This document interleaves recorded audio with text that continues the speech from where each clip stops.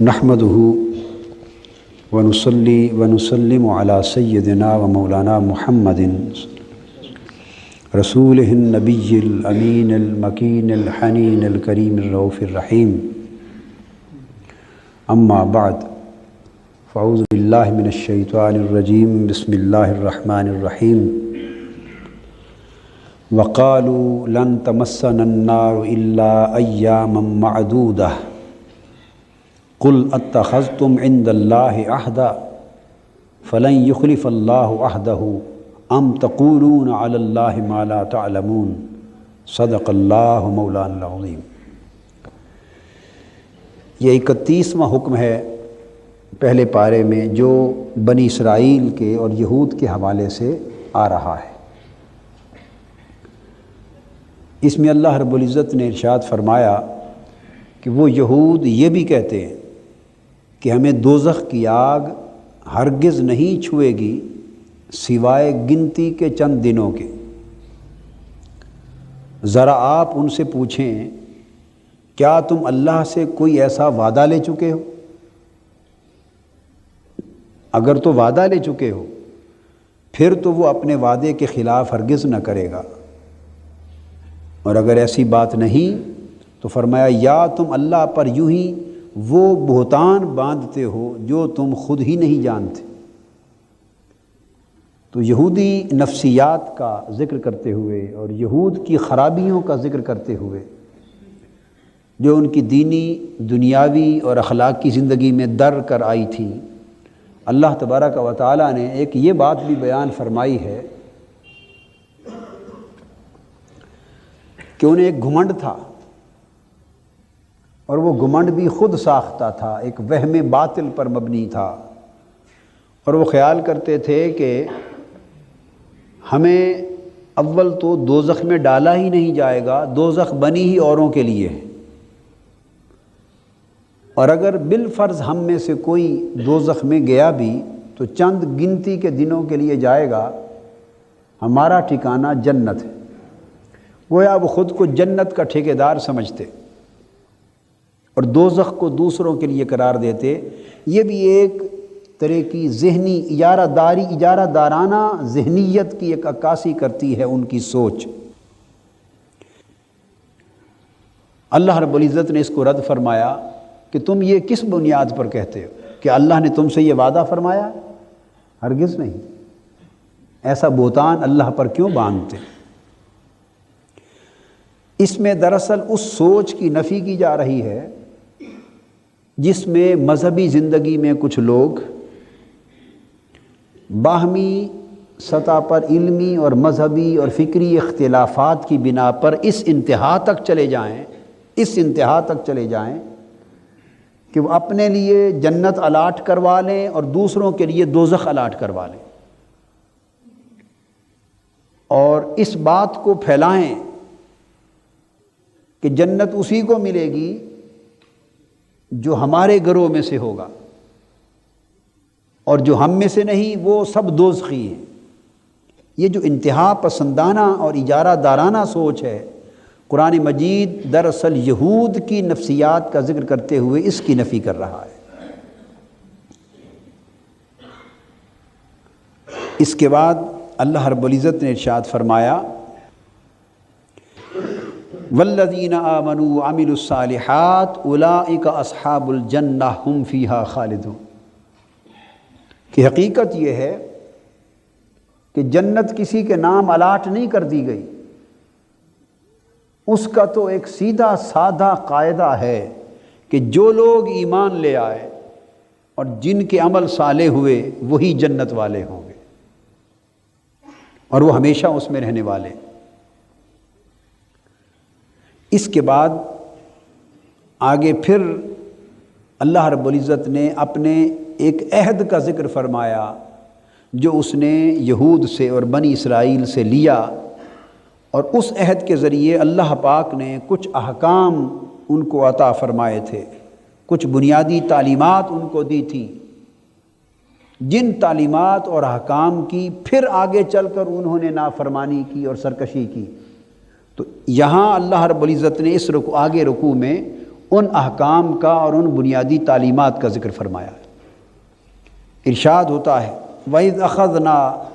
مِيثَاقَ بَنِي إِسْرَائِيلَ لَا تَعْبُدُونَ إِلَّا اللَّهَ، اور ہم نے اولاد یعقوب سے، بنی اسرائیل سے یہ پختہ وعدہ لے لیا تھا کہ اللہ کے سوا کسی اور کی عبادت نہ کرنا، یعنی عہد الہی کی ابتدا اور اس کی اساس اور اس کی بنیاد توحید پر ہے، عقیدہ توحید پر ہے۔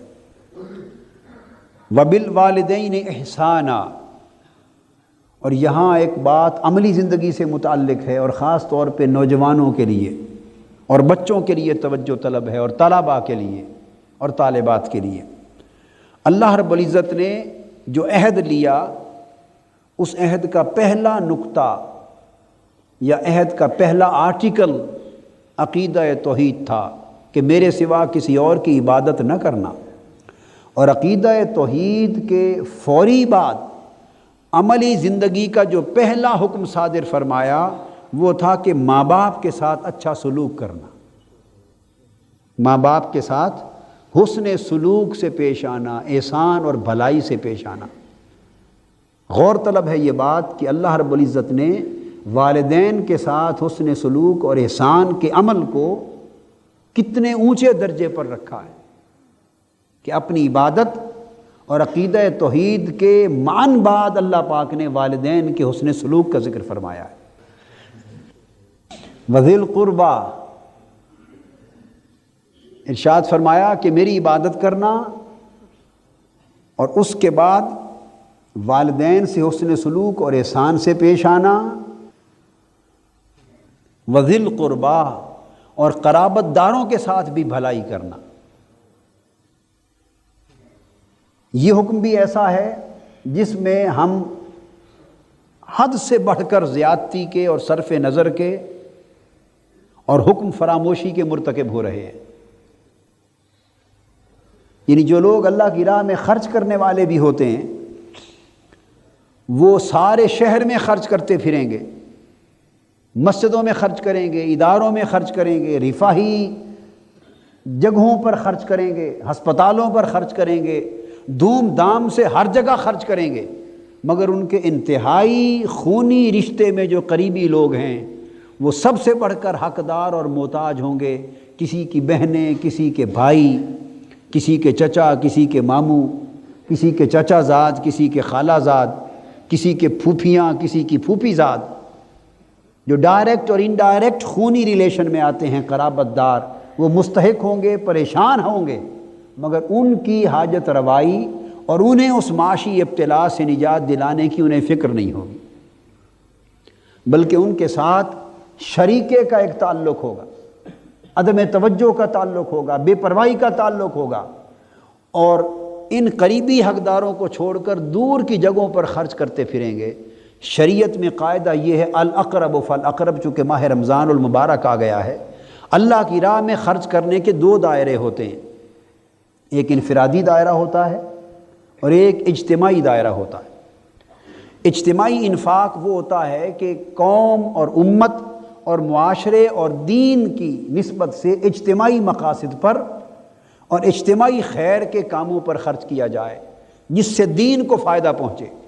جس سے پوری امت کو فائدہ پہنچے، پورے معاشرے اور پوری نسل کو فائدہ پہنچے۔ تو جس عمل خیر میں اجتماعیت ہوتی ہے اور جس انفاق میں اجتماعیت ہوتی ہے وہ دیگر اجتماعی اعمال کی طرح زیادہ فضیلت اور زیادہ بلند درجے کا حامل ہوتا ہے بنسبت انفرادی اعمال کے اور انفرادی صدقہ اور خیرات کے۔ یہ بات اٹل ہے، مگر جب آپ انفرادی طور پر خرچ کرنے پر آتے ہیں اور انفرادی دائرہ انفاق میں مال خرچ کرتے ہیں تو اس کی بھی ترجیحات ہیں اور اس کی بھی ایک ترتیب ہے، بلا ترتیب نہیں۔ حضور علیہ السلام نے فرمایا اس کے لیے خیر الصدقۃ ما کان عن ظہر غنی وابدأ بمن تعول، بہترین صدقہ وہ ہے کہ آپ اپنی ضرورت کا، اپنی حاجت کو پورا کرنے والا مال بچا کر خرچ کریں، یعنی ایسا نہ ہو کہ سارا خرچ کر دیں اور خود کھانے کا نہ بچے اور خالی ہاتھ دوسروں کی طرف تکتے رہ جائیں، خود بھوک میں مبتلا ہو جائیں، یہ نہ ہو۔ اور اپنی ضرورت کو پورا کر کے جب خرچ کرنے پر آئیں تو فرمایا وَابْدَأْ بِمَنْ تَعُولُ، ابتدا ان لوگوں سے کی جائے جو آپ کے عیال ہیں، اہل و عیال، جن کی ذمہ داری براہ راست آپ پر عائد ہوتی ہے، جن میں بیوی بچے آتے ہیں، پھر ماں باپ آتے ہیں، پھر بہن بھائی آتے ہیں، بھائی، اس طرح جوں جوں رشتہ آگے بڑھتا چلا جاتا ہے، اس رشتے کی قرابت کی بنا پر انفاق کا حق متعین ہوتا ہے۔ ہمیشہ اس ترتیب کے ساتھ جب ہم انفرادی انفاق کی طرف آئیں، اس ترتیب کو ملحوظ رکھنا چاہیے۔ اس طرح پھر قرابت داروں کے بعد جا کے پڑوسیوں کا بھی حق آتا ہے، اور اس کے بعد فرمایا وَذِي الْقُرْبَىٰ، قرابت داروں کا حق ہے۔ اور یہ بہت بڑا امتحان ہوتا ہے، کیونکہ قرابت داروں میں حسد بھی ہوتا ہے، قرابت داروں میں مخالفت بھی ہوتی، قرابت داروں میں بہت سے معاملات ہوتے ہیں جن کے الجھاؤ کی وجہ سے انسانی رشتوں کے مابین ذرا دوریاں آ جاتی ہیں۔ یہی بڑا امتحان ہے کہ ان تمام تر الجھاؤ اور اختلافات یا دوریوں کے باوجود یا ان کی طرف سے ہونے والے حسد، اناد یا شکوے شکایتوں کے باوجود انسان ان کے طرز عمل کو نظر انداز کرے اور اللہ کے حکم کی تعمیل میں سب سے پہلے خرچ انہی پر کرے، گالیاں بھی وہی دیں اور خرچ بھی انہی پر کیا جائے، حسد بھی وہی کریں، خرچ بھی انہی پر کیا جائے، برا بھلا بھی وہی کہیں، خرچ بھی انہی پر کیا جائے۔ اسی میں صبر بھی ہے اور اسی میں مجاہدہ بھی ہے کہ اے بندے، تیرا نفس ان کی گالیوں سے کتنا رد عمل میں آ گیا، ان کے حسد سے کتنا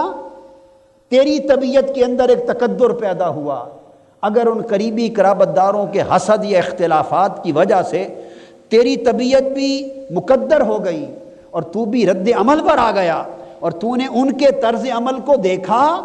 اور ان کے عمل کی بنا پر اپنے عمل کو متعین کیا اور ان سے حسن سلوک چھوڑ دیا، تو فرمایا تو بہت بڑی خیر سے محروم رہ گیا۔ ایک صحابی نے عرض کیا یا رسول اللہ صلی اللہ علیہ وسلم، میں تو اپنے رشتہ داروں کے ساتھ بھلائی کرنا چاہتا ہوں مگر وہ بھلائی نہیں کرتے، میں ان کے ساتھ احسان کرنا چاہتا ہوں مگر وہ میرے ساتھ اچھا سلوک نہیں کرتے جواباً، تو میں کیا کروں؟ آقا علیہ السلام نے فرمایا کہ اگر تیری بھلائی کے جواب میں وہ بھی بھلائی کریں اور تب تیری بھلائی ان کے ساتھ قائم رہے تو یہ تو عدلہ کا بدلہ ہو گیا، یہ تو لین اور دین ہو گیا۔ احسان یہ ہے کہ وہ تجھ سے برا سلوک کرے مگر تو ان کے سلوک کو نہ دیکھے، اللہ کے حکم کو دیکھے اور بدستور اس کے ان کے ساتھ اس نے سلوک کرتا چلا جائے، احسان کرتا چلا جائے، ان کی برائیوں کے باوجود تو ان سے بھلائی کرتا چلا جائے۔ اس عمل کا نام احسان ہے، اسی میں صبر ہے، اسی میں مجاہدہ ہے، اسی میں امتحان ہے۔ تو اللہ رب العزت نے فرمایا کہ والدین سے احسان کرو اور ان کے بعد قرابت داروں کے ساتھ احسان کرو، ان کے ساتھ بھلائی کرو، اور یہ احسان خرچ کرنے میں ہی صرف نہیں، ان کے ساتھ تعلق رکھنے میں بھی ہے، ان کے ساتھ ہر قسم کے عمل خیر میں ہے، حسن خلق میں ہے، حتی الوسع جو کچھ ہو سکے انسان ان کے ساتھ خیر کا برتاؤ کرے، بھلائی کا برتاؤ کرے۔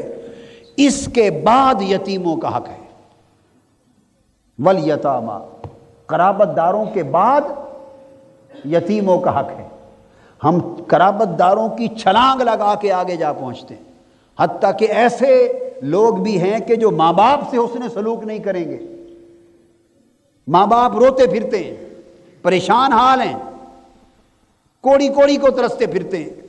قریبی خونی رشتے کوڑی کوڑی کو ترستے پھرتے ہیں، دو چھلانگیں لگا کر یکلخت یتامہ پر جا پہنچیں گے، مساکین پر جا پہنچیں گے، اہل شہر غریبوں پر جا پہنچیں گے۔ تو اس صورت میں جب آپ نے اقرب حقدار چھوڑ دیے اور آگے چھلانگ لگائی تو جب اللہ کی دی ہوئی ترتیب کو توڑ دیا تو اللہ نے آپ کے عمل کے اجر کو توڑ دیا۔ والیتامیٰ، اس کے بعد فرمایا اور یتیموں کو، والمساکین، پھر محتاجوں کو، اس کے بعد محتاجوں سے حسن سلوک، یہ حسن سلوک کے حکام فرمائے۔ اور وقولوا للناس حسنا، میں نے ابھی عرض کیا کہ احسان کی بہت سی شکلیں ہوتی ہیں، کسی کی حاجت مندی کو دور کر دینا، کسی کو معاشی ابتلا سے نجات دلا دینا، کسی کی پریشانی کا ازالہ کر دینا، کسی کا کوئی کام جو آپ کے بس میں تھا وہ کر دینا، بہت سی شکلیں احسان اور حسن سلوک کی ہیں، حتیٰ کہ اگر کوئی کسی کے کسی کام بھی نہ آ سکے، کسی شخص میں نہ مالی طاقت ہو، نہ جسمانی طاقت ہو، نہ اتنی استعداد ہو کہ وہ کسی کا کوئی کام بھی نہ کر سکے، اور عملاً اس کے لیے احسان اور بھلائی کا کوئی پہلو بھی اس کے پاس اور اس کے بس میں نہ ہو، اس کے باوجود بھی احسان کی ایک شکل باقی ہے، وہ یہ کہ جب وہ کچھ مانگے یا آپ کے پاس آئے انہیں مسکرا کے جواب دے دو، انہیں حسن خلق سے بات کر دو، نرمی اور خوش خلقی اور پیار سے بات کر دو۔ فرمایا تمہاری نرمی سے گفتگو کر دینا بھی حسن خلق اور احسان ہے۔ وَقُولُوا لِلنَّاسِ حُسْنًا، یہ عام لوگوں کے ساتھ، وہ بات والدین سے تھی، پھر قرابت داروں سے تھی، پھر یتامہ سے تھی، پھر مساکین سے تھی، اور پھر تمام انسانوں کے لیے حسن سلوک سے گفتگو کیا کرو، بات میں بھی نرمی اور رفق ہو، اخلاق ہو، پیار ہو، مسکراتے چہروں سے بات کرو۔ حضور علیہ الصلوۃ والسلام نے فرمایا کہ ایک مسلمان بھائی سے مسکرا کر بات کرنا بھی صدقہ ہے۔ جو کوئی آپ کے سامنے آ گیا تو آپ اس کو دیکھ کر مسکرا پڑے، اس آپ کی مسکراہٹ سے بھی اگر وہ مغموم تھا تو اس کے دل کو کچھ ڈھارس بندھ جائے گی، پریشان حال تھا یا کسی توقع سے آپ کے پاس آ رہا تھا تو آپ کی مسکراہٹ ایک گنا اس کی تسکین قلب کا باعث بن جائے گی۔ اس کو بھی حضور علیہ الصلوۃ والسلام نے صدقہ قرار دیا۔ ہم اس میں بھی بخل کرتے ہیں، اس میں بھی بخل کرتے ہیں۔ اگر تو اپنے سے کسی بڑے اور طاقتور کے حضور پیش ہونا ہو، افسر کی خدمت میں پیش ہونا ہو، بڑے مالدار کے پاس پیش ہونا ہو، کسی امیر کبیر اور وزیر کے پاس پیش ہونا ہو، جہاں سے کوئی مفاد وابستہ ہے، وہاں تو مسکرا کے پیش ہونا تو درکنار، خدا جانے کیا کیا کر کے پیش ہوں گے، وہاں تو دم ہلاتے ہوئے جائیں گے، سراپا خوشامد بن کے جائیں گے، اپنی غیرت اور حمیت کا سودا کر کے جائیں گے۔ جب کسی بڑے کے پاس جانا ہے جس سے مفاد وابستہ ہے، اور جب کسی غریب کا سامنا ہو، مسکین کا سامنا ہو، کسی اپنے جیسے تہی دست تہی دامن کا سامنا ہو، جس سے نہ کچھ لینا، نہ اس سے کوئی مفاد وابستہ، نہ اس سے کوئی بھلائی کی توقع ہے، جب وہ سامنے ہو جائے تو یکایک جو ایک لمحے کسی دوسرے کے سامنے بھکاری نظر آ رہا تھا، ایک غریب نظر آیا تو وہی بھکاری اس کے سامنے فرعون بن جاتا ہے، اس کے ماتھے پہ نشان آ جائیں گے، تیوری آ جائے گی، فرعونوں جیسا چہرہ بنا کے اس کے ساتھ کرخت لہجے میں بات کرے گا، اے انسان یہ تیرا دورہ کردار کہ جہاں تیرا مفاد ہے وہاں تو کچھ اور ہو جاتا ہے، اور جہاں تیرا مفاد وابستہ نہیں وہاں تو کچھ اور ہو جاتا ہے، تیرے کردار کا یہ دورہ پن تجھے اٹھا کے دہکتی ہوئی جہنم کی آگ میں جا گرائے گا۔ اسلام کے ہاں یہ دینی زندگی نہیں، یہ ایمان نہیں ہے، یہ فرعونیت ہے، یہ تکبر ہے، یہ بدخلقی ہے، اور یہ عمل باعث جہنم ہے۔ بلکہ جو جتنا کمزور ہے تو اس کے لیے اتنا نرم ہو، جو جتنا کمزور ہے اس کے لیے اتنا نرم ہوا کر، تاکہ تیری نرمی اس کے لیے دل جوئی اور اس کی تقویت کا باعث بن جائے۔ یہ سارے احکام حقوق العباد کے تھے، آپ ذرا غور فرما لیں، یعنی سب سے پہلا حکم توحید کا دیا، اور توحید کے بعد ڈائریکٹلی حقوق العباد پر آ گئے۔ اب یہاں ایک سوال آپ کے ذہن میں آ سکتا ہے کہ حقوق رسالت کا ذکر درمیان میں نہیں آیا۔ یاد رکھ لیں، جہاں حقوق توحید کا حکم ہوگا حقوق رسالت اس کے اندر داخل ہوں گے، اور جہاں حقوق رسالت کا حکم ہوگا حقوق توحید اس کے اندر از خود داخل ہوں گے، کہ اللہ کا پیغام توحید رسول لاتا ہے، اس لیے رسول کا ادب حقوق اللہ میں آتا ہے۔ ازرو شرع یاد رکھ لیں، ازرو شرع، ادب رسول کس میں آتا ہے؟ حقوق اللہ میں آتا ہے، حقوق العباد میں نہیں ہے۔ یہ نقطہ یاد رکھ لیں دینی۔ حضور صلی اللہ علیہ وسلم کے اور آپ کی رسالت کے جو حقوق اور فرائض نسبت رسالت میں آئیں گے، جب شرعی حقوق کی تقسیم ہوتی ہے تو وہ حقوق اللہ میں آتے ہیں، حقوق العباد میں، یہ حقوق النفس میں نہیں آتے۔ اس لیے کہ اللہ رب العزت نے اپنے اور اپنے حبیب صلی اللہ علیہ وسلم کے حق کو ایک ہی حق قرار دیا ہے، جہاں کہیں فرمایا اطیعوا اللہ واطیعوا الرسول لا تقدموا بین یدی اللہ والرسول واللہ ورسولہ حق ان یردوہ ان کانوا مؤمنین۔ تو آگے یہ بات انشاءاللہ تفصیل سے آ جائے گی، اس وقت اتنا نقطہ بیان کر دیا تاکہ شبہ پیدا نہ ہو کہ حقوق اللہ میں ادب توحید بھی ہے اور ادب رسالت مآب صلی اللہ علیہ وآلہ وسلم بھی ہے۔ تو عرض یہ کرنا مقصود تھا کہ اللہ پاک نے اپنا حق توحید بیان کرنے کے فوری بعد حقوق العباد کا ذکر کیا، اور عقیدہ توحید کے بعد حقوق العباد کا، جن پر ہماری معاشرت کی زندگی قائم ہوتی اور ایک دوسرے کے ساتھ ہمارے رشتے اور رابطے استوار ہوتے ہیں، انہیں بیان کر کے ان کے بعد اپنی عبادات کا ذکر فرمایا ہے۔ اس کے بعد فرمایا واقیموا الصلاۃ، اور نماز قائم کیا کرو، وآتوا الزکوٰۃ، اور زکوٰۃ دیا کرو۔ یہ سب احکام دیے جا رہے ہیں۔ اس سے یہ بھی معلوم ہوا کہ ایک شخص یا کچھ لوگ نماز کے اقامت پر تو زور دیتے رہیں لیکن حقوق العباد کے معاملے میں انتہائی سخت اور ظالم ہوں۔ اقامت صلاۃ پر پورا زور ہو، نماز پنجگانہ آ کے باجماعت پڑھیں، لیکن حقوق العباد کے معاملے میں لوگوں سے درندوں کی طرح پیش آئیں، ان کے حق تلف کریں، ان سے ظلم کریں، ان سے زیادتی کریں، ان سے احسان نہ کریں، حسن سلوک نہ کریں، ان کے حق ادا نہ کریں، اور سمجھیں کہ شاید نماز کے سجدوں سے سارا کچھ ادا ہو گیا۔ تو وہ رب جس نے اپنی عبادت کو، نماز اور روزے جیسے احکامات کو حقوق العباد پر مؤخر کر دیا ہے، وہ حقوق العباد ترک کرنے والے شخص کی نمازوں اور سجدوں کو کیسے قبول فرمائے گا؟ وہ قبول نہیں فرمائے گا۔ 8 احکام بیان کرنے کے بعد اللہ رب العزت نے پھر یاد دلایا یہود کو، ثم تولیتم الا قلیلا منکم، یہ سارے عہد جب تم سے ہو چکے تو سوائے چند لوگوں کے تم پھر ان سے روگرداں ہو گئے، وانتم معرضون، اور تم حق سے گریز ہی کرنے والے تھے۔ اس کے بعد پھر آگے مزید احکام کا ذکر آ رہا ہے۔ ارشاد فرمایا وَإِذْ أَخَذْنَا مِيثَاقَكُمْ لَا تَسْفِكُونَ دِمَاءَكُمْ۔ آپ غور فرمائیے، قرآن مجید میں بنی اسرائیل کے ساتھ اللہ نے جو عہد کیے اور عہد لیے، اور اللہ پاک نے ان کو جو احکام عطا فرمائے اور جو بنیادی تعلیمات اور ہدایات دیں، آپ غور فرمائیں انہیں قرآن مجید میں تسلسل کے ساتھ اور تکرار کے ساتھ کیوں بیان کیا گیا ہے؟ اس لیے کہ ہماری زندگی کے ساتھ براہ راست ان احکام اور تعلیمات کا تعلق ہے۔ جن تعلیمات کا تعلق ہماری زندگی میں اور ہماری معاشرت میں اور ہمارے زمانے میں نہیں ہے، اللہ پاک نے وہ اس امت کے لیے دوبارہ نہیں دہرائے۔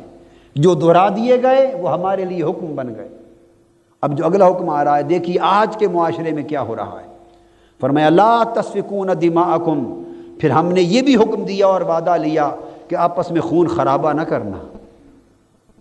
خون خرابہ نہ کرنا۔ آج پورا معاشرہ خونریزی اور خون خرابے کا ایک منظر پیش کر رہا۔ ولا تخرجون انفسکم من دیارکم، اور نہ اپنے لوگوں کو گھروں اور بستیوں سے نکال کر جلا وطن کر دینا، یعنی لوگوں کے قبضے بھی ناجائز نہ کرنا ان کے گھروں کے۔ آج قبضے گروپ نکل آئے ہیں، غریبوں کی رہائش گاہوں پر قبضے، غریبوں کی زمینوں پر قبضے، ناجائز قبضے۔ یہ دراصل اخراج من الدیار اور اخراج من البیوت کی صورت، کہ لوگوں کو ان کے گھروں اور اتنے وطنوں سے نہ نکالنا، یعنی بے گھر نہ کرنا، بے دخل نہ کرنا، اور خون اپنے معاشرے میں ناحق خون نہ بہانا۔ ثم اقررتم، پھر تم نے اس امر کا اقرار کر لیا، وانتم تشہدون، اور تم اس کی گواہی بھی دیتے ہو۔ مگر آگے حکم آیا ثم انتم ہؤلاء تقتلون انفسکم، یہ سارے اقرار کر لینے کے بعد تم ہی وہی قوم ہو کہ پھر تم باہمی قتل و غارت گری کر رہے ہو۔ اور ہمیں بھی سنایا جا رہا ہے کہ یہ عہد ہو چکا، مگر اپنے گریبانوں میں جھانک کر دیکھو ناحق خون بہایا جا رہا ہے، ناحق جانیں تلف ہو رہی ہیں، قتل و غارت گری ہو رہی ہے۔ وَتُخْرِجُونَ فَرِيقًا مِّنكُم مِّن دِيَارِهِمْ، اور تم ہی میں سے بعض لوگ بعضوں کو گھروں اور وطنوں سے نکال رہے ہیں۔ تظاہرون علیہم بالاسم والعدوان، اور ان کے خلاف گناہ اور زیادتی کے ساتھ ان کے دشمنوں کی مدد بھی کرتے ہو۔ یعنی کیا ہے، ایک دوسرے پر زیادتی کرنے کے لیے گروہ در گروہ بن گئے ہیں، دڑے وجود میں آ گئے ہو، دڑوں میں تقسیم ہو گئے ہو، گروہوں میں تقسیم ہو گئے ہو، اور اجتماعی طور پر قتل بھی کر رہے ہو، اور اجتماعی طور پر ایک دوسرے پر زیادتی اور ظلم کا ارتکاب بھی کر رہے ہو۔ گویا یہ انفرادی عمل نہیں رہا، بلکہ اس کو تم نے گروہی اور اجتماعی اور جماعتی عمل میں بدل ڈالا ہے۔ اس کے بعد ارشاد فرمایا افتؤمنون ببعض الکتاب وتکفرون ببعض۔ یہ اگر شروع سے احکام اور ان کی بغاوتیں اور احکام اور ان کی سرکشیاں ایک ترتیب کو مکمل کر لیں احکام کو، تو 34 احکام یہاں تک بنے جو یہود کی خرابیوں کے باب میں آئے۔ اب 35واں حکم آ گیا اگلا، اور فرمایا کہ تم وہی لوگ ہو نا کہ جو کتاب تمہیں عطا کی گئی اپنی طبیعت جتنے حصے کو چاہتی ہے اس پر ایمان لے آتے ہو، اور جو حصہ تمہاری طبیعت کو نہیں بھاتا اس کا انکار کر دیتے، یعنی اپنی کتاب پر جزوی ایمان لاتے ہو، جزوی انکار کرتے۔ یہ کیفیت بھی ہماری مذہبی زندگی میں بلکہ اجتماعی فکری زندگی میں آ گئی۔ قرآن کے بھی ٹکڑے کر دیے ہم نے، دین کے ٹکڑے کر دیے۔ آگے ایک اور مقام پر بڑی وضاحت کے ساتھ آگے چل کر بات آئی ہے، وہ یہ کہ یہود اور بنی اسرائیل کا ذکر کرتے ہوئے اللہ پاک نے فرمایا کہ جو دین ہم نے ان کو دیا تھا وہ تفرقہ پروری اور دھڑوں کے باعث مختلف فرقوں میں بٹ گئے، مختلف دھڑوں میں بٹ گئے، اور ہر ایک دھڑے اور فرقے نے اپنی پسند کے دین کے ٹکڑے اپنے پاس رکھ لیے۔ اس دین کے ٹکڑے ٹکڑے کر کے ان ٹکڑوں کو آپس میں بانٹ لیا، اور قرآن مجید کہتا ہے پھر ہر فرقہ اور ہر دھڑا اس دین کا جو حصہ اس کے ہاتھ میں آ گیا ہے وہ اسی کو حق سمجھ رہا ہے اور اسی پر خوشیاں منا رہا ہے اور دوسرے کو باطل جان رہا ہے۔ کیا آج ہمارے معاشرے میں وہ تمام تر مذہبی فرقے جو فرقہ وارانہ آگ میں جل رہے ہیں، جن کا مذہب فرقہ واریت بن گیا ہے، جنہوں نے دین کو تفرقہ میں بدل کر امت کو ٹکڑوں ٹکڑوں میں بدل دیا ہے اور پورے کے پورے دین کی وحدت کے شیرازے کو توڑ کے رکھ دیا ہے، کیا ایسے لوگوں کا حال دین کے ساتھ یہ نہیں ہو گیا؟ قرآن مجید کی آیتیں تقسیم کر لی، حدیثیں تقسیم کر لی ہیں، کوئی اپنے مطلب اور اپنے عقیدے کے مطابق آیتیں لے کر ان کے واز کرتا ہے، کوئی اپنے مطلب کی آیتیں اور حدیثیں لے کر واز کرتا ہے، کسی نے اپنے اپنے معنی نکال لیے، دوسروں نے اپنے اپنے معنی نکال لیے، الغرض لیا سب نے اسی قرآن میں سے، حدیث میں سے، دین میں سے، مگر کیا کیا کہ اس کی کلیت کی بجائے اس کے جز کر دیے، اس کے ٹکڑے کر دیے، ان ٹکڑوں پر فرقے استوار ہو گئے اور ہر کوئی یہ سمجھ رہا ہے کہ جو حصہ میرے پاس ہے یہی دین کل ہے، یہی دین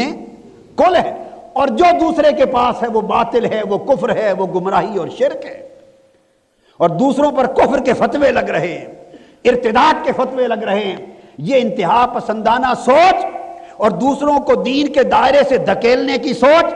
یہ فرقہ واریت ہے، اس نے ایک دوسرے کے خون بہانے اور قتل و غارت گری پر امت کو لا پہنچایا ہے۔ آپس میں رواداری برقرار نہیں رہی، تحمل برقرار نہیں رہا، اختلاف رائے کی علمی سطح پر گنجائش نہیں رہی کہ کوئی یوں سوچے کہ بھائی وہ بھی قرآن کی اور حدیث کی تعبیر کر رہے ہیں، یہ بھی قرآن و حدیث کی تعبیر کر رہے ہیں، مجھے یہ تو حق ہے کہ میں اپنے موقف کو درست سمجھوں، اپنے نقطہ نظر کو درست سمجھوں، مگر یہ حق نہیں ہے کہ دوسرے کو جہنمی بنا دوں، کافر بنا دوں، مرتد بنا دوں، مشرک بنا دوں، بدعتی بنا دوں اور اسلام کے دائرے سے دھکا دے کے خارج کر دوں۔ اسلام میں داخل کرنے اور خارج کرنے کا ٹھیکہ کسی کو نہیں دیا گیا۔ یہ تفرقہ کی حد اور فرقہ پرستی کی حالت یہود میں ہوئی تھی، بنی اسرائیل میں ہوئی تھی۔ اللہ پاک نے اس حالت کو کفر سے تعبیر کیا تھا اور قومی تباہی اور ہلاکت سے تعبیر کیا تھا۔ آج مذہبی زندگی میں اول سے آخر تک ذہن انہی خطوط پر استوار چڑھ رہے ہیں، انہی خطوط پر آگے بڑھ رہے ہیں۔ دوسرے طبقے کو قلباً اور ذہناً کوئی مسلمان بھی تصور کرنے کے لیے تیار نہیں. زبان کی حد تک مسلمان کہتے ہیں، ذہنی طور پہ مسلمان تصور کرنے پر بھی تیار نہیں.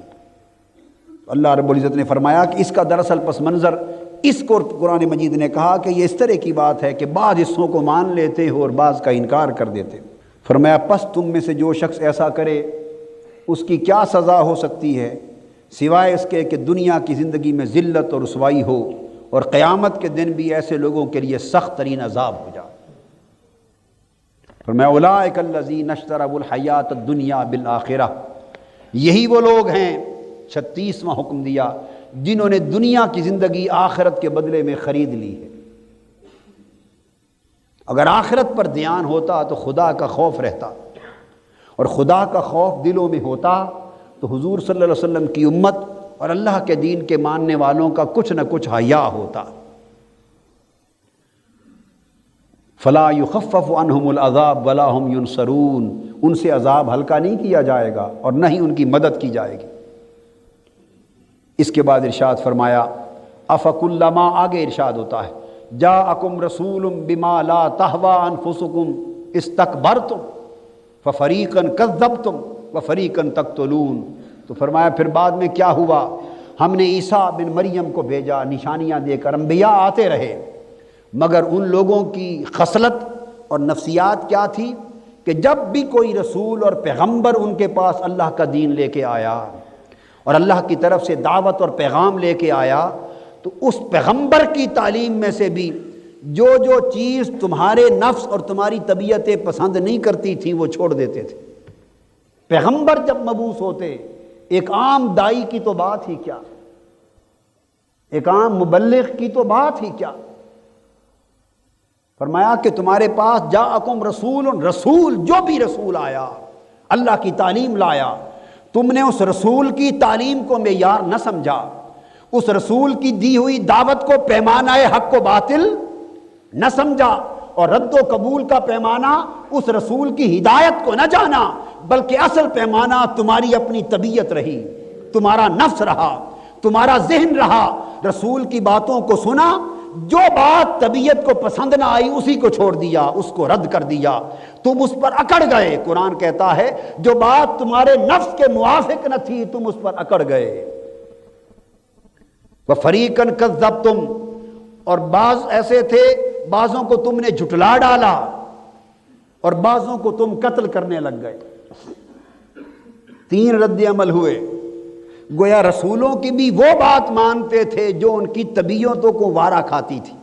ان کی طبیعتیں گوارا کرتی تھی. جو بات ان کی طبیعت، ان کے نفس، ان کا مفاد جس بات کو گوارا نہ کرتا وہ رسولوں کے سامنے اسی بات پہ اکڑ جاتے. باقی باتیں مان لیتے، اس بات پہ اکڑ جاتے. اور نہ صرف یہ کہ اکڑ جاتے، استکبار تکبر کرتے، بلکہ رسولوں کو معاذ اللہ جھٹلاتے، تکذیب کرتے، اور بعض انتہا پر جا پہنچتے کہ رسولوں کو قتل کرنے لگتے. اور فرمایا کہ پھر یہ بھی ان کی خرابیوں میں سے تھا، ایک بہت بڑا زعم باطل تھا، اور وہ کیا، وہ قالوا قلوبنا غلف، وہ سمجھتے اے اللہ کی دعوت دینے والے رسولوں، اے اللہ کا پیغام پہنچانے والوں، اے تبلیغ کرنے والوں، اے حق کی دعوت دینے والوں، قلوبنا غلف، ہمارے دلوں پر غلاف ہیں، تم سے جو ہو سکے کر لو، تمہاری بات ہمارے دلوں کے اندر داخل نہیں ہو سکتی. یہ بھی گھمنڈ کرتے تھے کہ ہمارے دلوں پر غلاف چڑھے ہوئے ہیں، یعنی ہمارے دل محفوظ ہیں، نصیحت پروف ہیں، نصیحت پروف. اور ہماری آج کیفیت ہے، زبان سے کہیں یا نہ کہیں، مگر ہماری طبیعتیں، ہمارے دل، ہماری خصلتیں، ہمارے ذہن اور ہمارے فکر زبان حال سے پکار کے قرآن و سنت اور دین کی حق کی آواز کے جواب میں ہماری طبیعتیں کہہ رہی ہیں قلوبنا غلف.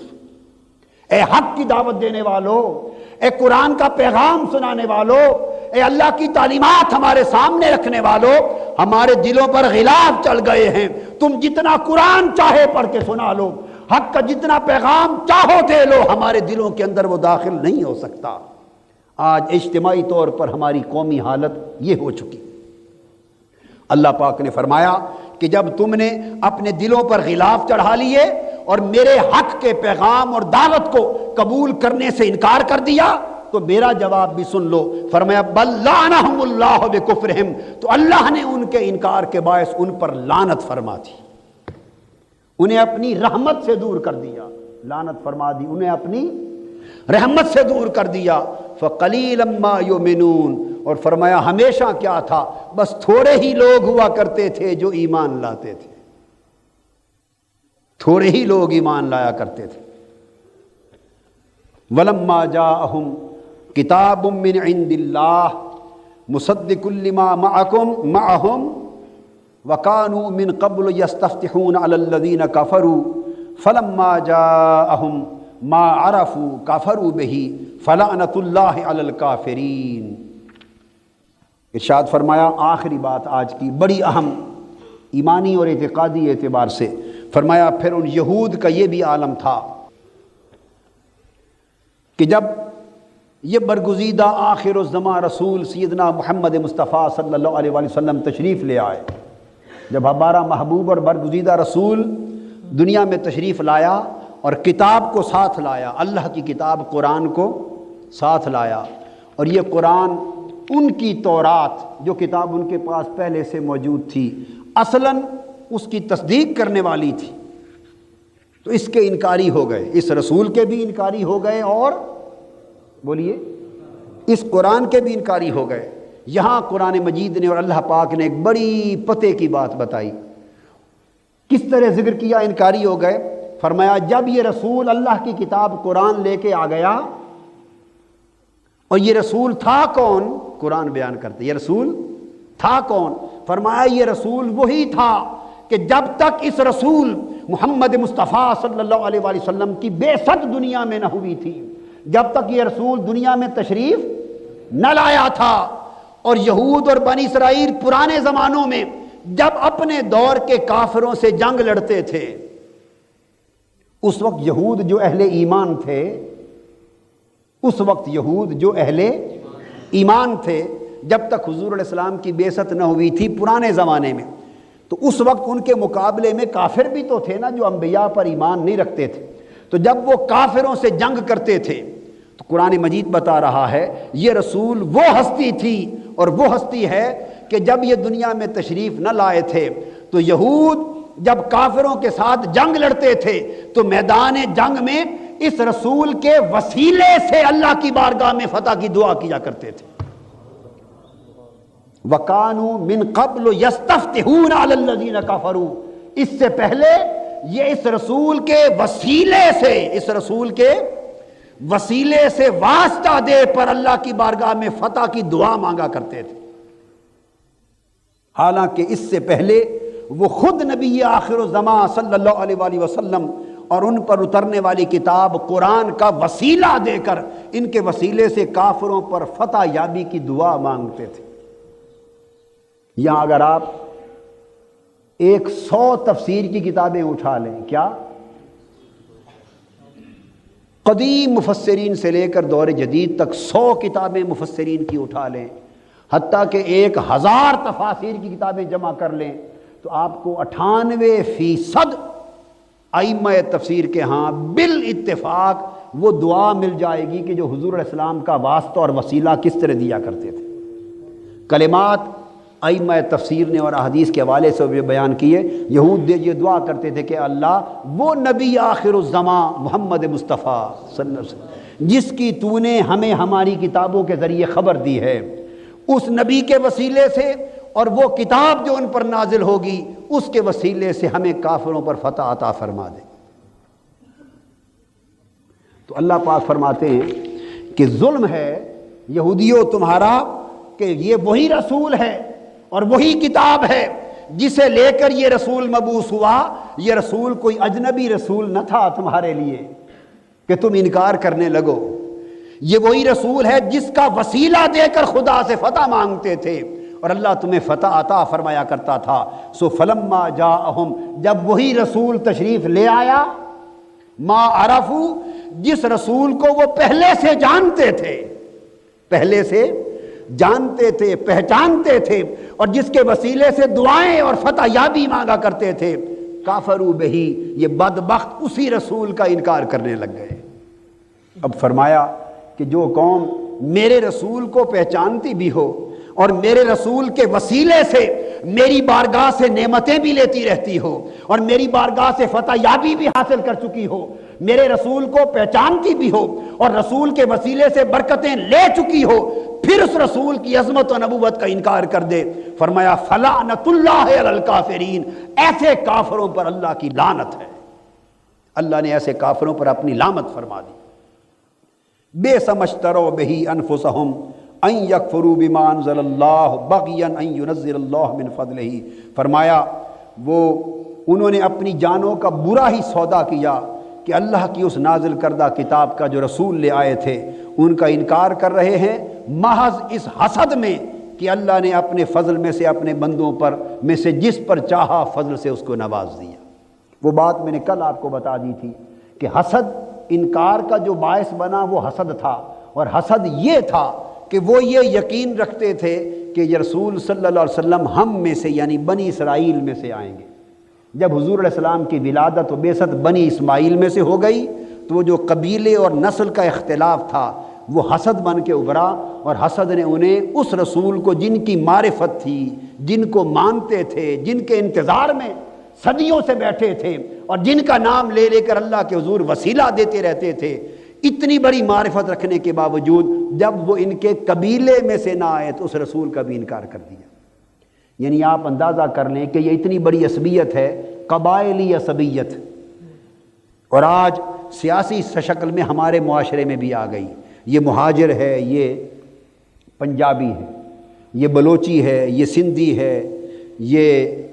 پٹھان ہے، یہ جو ہم نے نسلی، علاقائی اور قبائلی عصبیتیں پیدا کر رکھی ہیں، دراصل ان کے پس منظر میں سوچ کفر کی کار فرما ہے۔ اللہ کے ہاں یہ سوچیں بنیادی طور پر کفر کی سوچ کہلاتی ہیں، ان کا ایمان میں کوئی دخل نہیں۔ ایمان میں سارے بت آ کے ٹوٹ جاتے ہیں اور سارے مل کر ایک قوم میں بدل جاتے ہیں۔